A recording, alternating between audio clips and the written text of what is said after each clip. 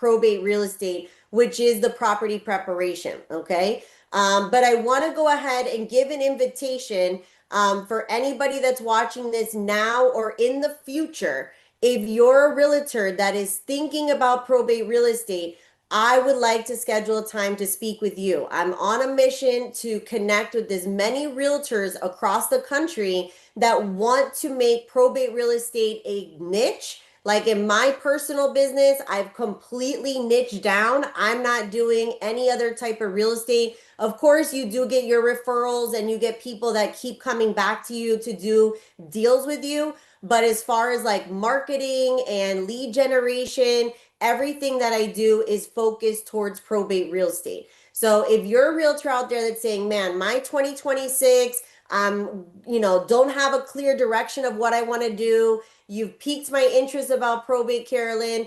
Don't hesitate. Book a call with me and let's talk about what you can do in probate real estate. And specifically, I'm looking for agents that want to build this out for 2026. Right now, we're in October, so we've got October, November, December to get you fully ready to go so that you can knock 2026 out of the park and you can dominate in probate in your respective markets. So if that's you, there'll be a link somewhere. Book a call with me and let's get started. So let's go ahead and jump in to today's training. So when you're in probate real estate, one of the biggest things that you're going to come across is that these houses are not ready to be sold. Okay. Bottom line, when somebody passes away, nobody knows when they're going to go. And right before someone, even if somebody is ill,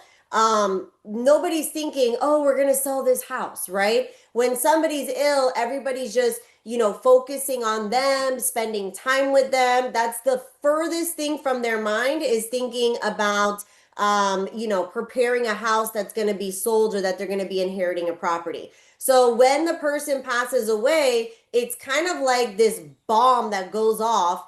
And unlike any other things that a person can inherit, right? Somebody can inherit, a 401k or a life insurance policy or something like that. But when you inherit a house, the house comes with all of its glory. So it's a lifetime of belongings. Look around your own house. There may be things that if you were going to sell your house today, you would say to yourself, well, I got to fix that and I got to fix this. And so there's things that need to be done in this house. And again, when somebody passes away, it's not like everybody's, on their rollerblades, like ready for action. Like typically it's not a good time in people's lives. Like they're grieving, they're sad. Now they have to do a funeral. Who's going to pay for everything? I got my brothers and sisters. Now we have to make deals together. Like there's a lot of moving parts. And what happens with the real estate is that it has to be dealt with. It's not a, secured asset behind some bank walls.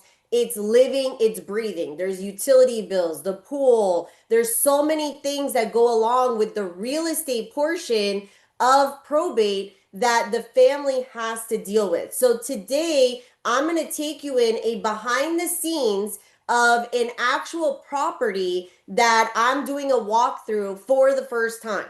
Okay. And this is, I've done tons of these, but this is a very good example of what a family goes through. Okay. And what a house looks like when people pass away and somebody inherits it. So I'm going to go ahead and share my screen. I'm hoping you guys can see it. And the people that are on Instagram, I was thinking I could just flip this camera around so you guys can see it. Let's see if this works. Woohoo, it works. Love it when technology works. Okay, so you're gonna go on a tour with me. Okay, so this is a house that I was a cold call. Okay, so let's frame that, right? Because you guys know I do cold calls. So this beneficiary inherited this property. They did not live local. Okay, so on the cold call, this was like, his dad had passed away. He lived a couple hours away. Dad was a bachelor. Okay. This is how dad was living, right? When he passed away. No judgment, right, guys? Like, I always joke around and say, hey, when I pass away, someone's got to come home and do my laundry, right? So he's not expecting guests, okay? So if he was expecting guests, maybe the guy would have had it organized a bit, but he wasn't. He was dealing with health issues. He wasn't able to keep up. So this is what is left behind. This is what it is. So the executor now, lives hours away, right? Has to figure out how he's gonna, take time off of work, come over and deal with the house. Let's also not mention that this is emotional, right? Like for me, it's not emotional. It's for me, it's a job, it's work. But if this is your loved one and you're having to clean up the house and all that, you know what I mean? Like you find a picture, this can literally take families months to overcome this. Okay. Well, while they're taking months to overcome this, guess what? There's a mortgage bill that has to be paid. This house had a mortgage. Okay. Um, the executor didn't have access to the funds. They were in probate, so they would have to start paying out of their own pocket, right? So while I'm doing this walkthrough, what I'm thinking in my head is I'm thinking, okay, what do I need to do to whip this place into shape? What can I do to bring this house to restore the dignity back to this house? Okay. Now this house was in a good neighborhood. Okay. This is not a bad house at all. I think we're gonna look at the Zillow, the after pictures after this. But this house was sold for I think like 430,000. So not an investor house, right? Like this house isn't all broken down and needs a full remodel. This house is remodeled. It has new floors, new kitchen, right? But it was owned by a bachelor and he was like, didn't really, the house is not ready to be sold. So the guy was actually getting cash offers, the executor, and he was like, I'm just thinking about doing a cash offer because I just don't have the time to take off of work, to come down, to fix everything, to do everything.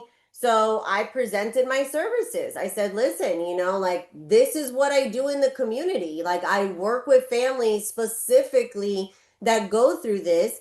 And I have a team that can come out there, can get the house, whipped into shape, organized, cleaned up, address any repairs. So like you see, I think I'm gonna show it in the camera right there where the roof had like a little damage right there. Again, if you were gonna sell a house, you would be like, yeah, I'm gonna fix that drywall, right? Before you put your house on the market. But when someone passes away, it's like all your dreams, all the things that are on your to-do list, they just stopped right there, right? So I'm walking this property. I'm saying, okay, I need to get a cleaning lady in here. I got to get major decluttering needs to happen. I've got a roof repair that needs to take place in the ceiling. It was a beautiful property. You see, like on the lake and under the carport. It was a great house. But because of the circumstance, the executor was considering just selling it to an investor, basically making almost no profit because he couldn't deal with all the cleanup. And he also had the mortgage calling, he had bills due, and he didn't want his father's estate to go into foreclosure and to just, he didn't want that for his dad. So he was like, I was just going to sell it like that. So basically, we came in and took care of everything for him. We went ahead and did all the property preparation for him. I'm going to show you now what it looked like when we were finished. But this is basically a great example of just like, boom, here's a house, here's what happened. Okay. So let me now, I'm going to flip over to, let's see here. Let me flip over. I'm going to show you the after pictures. Um, where are you? Instagram, you still with me? Okay. Layton, I see you there. I'm gonna text you after this. I'm gonna send you a DM, okay? Okay, so now you're seeing this. Let me share it on YouTube. Okay, so hopefully I'm sharing and this is all working technology wise. So this is the house afterwards. Okay. Oops, we're going backwards. Let me go the other way. There it is. Put her back together, right? I'm not doing any remodeling. I'm not, fixing anything materially. I'm just restoring the dignity back to the house. If dad was still with us and dad was going to put his house for sale, I bet you he would do this on his own, right? He would have came in, he would have cleared off the counters, he would have put away all the mail, he would have made his bed, right? Like we're over here just restoring the dignity back to the house, back to the real estate, right?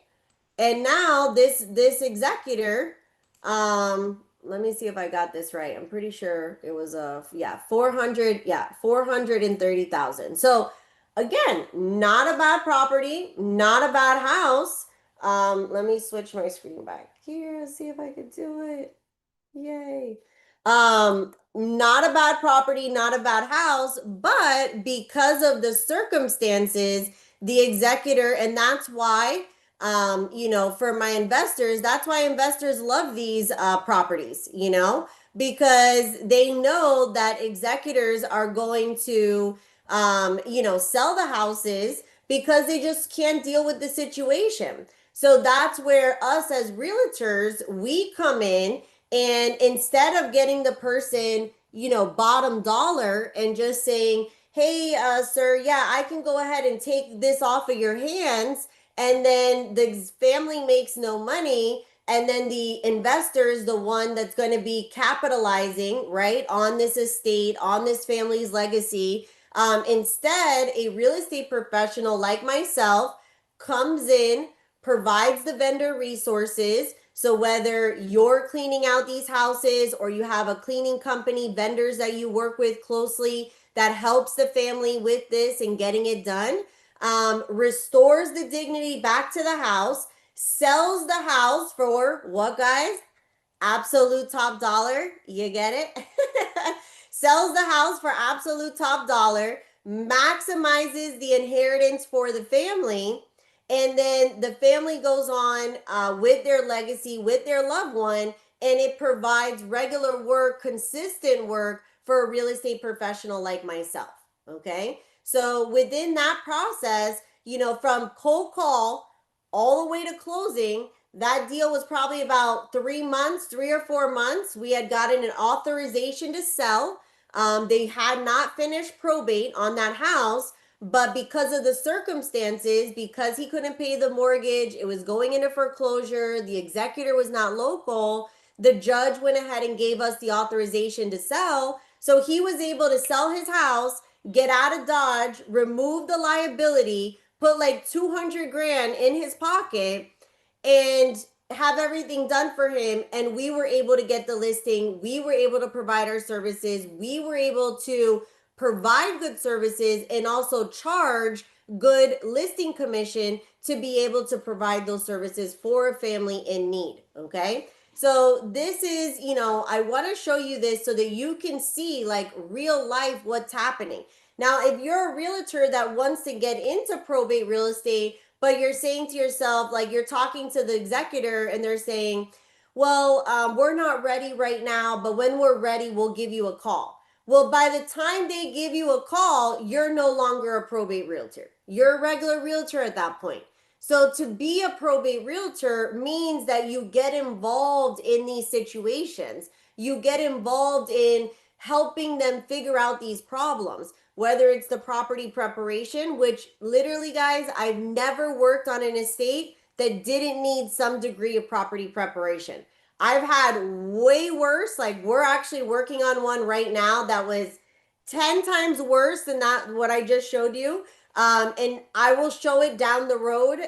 The before and after is stunning, actually stunning. Okay. And sometimes it's not as bad. Maybe the house is somebody that's very organized, very clean, and they live like that on a daily basis. Well, when they pass away, it's really no big deal. The house is all together, but every single house needs some degree of it. So, when you're a probate realtor, don't shy away from getting involved in the process. Get in the process. And when you become the solution, you're solving problems. And when you solve problems in the marketplace, guys, that's where you're going to get paid for your services. Okay. So I hope that helps, just to kind of see what is your value proposition as a probate realtor, what you can really do in your marketplace. Think about the families where you live that are going through this right now and how they could benefit from having someone like you in their community that can help them overcome this, help them get this done, and provide you consistent listings, consistent business, and a business that is lucrative and a business that is good for the soul, because I enjoy it. I love helping people get through these things. So it's a win-win for me, guys. So if you enjoyed this video, I'm thankful for the people that are watching live. Thank you guys for hanging out with me. And if you're interested, set up a time to speak with me. Let's talk about probate real estate in your life, how we can get you connected, doing deals in your community, and helping people that need help, executors that need help in your community. Okay, guys? Look forward to talking to you, and I'll see you on the next one.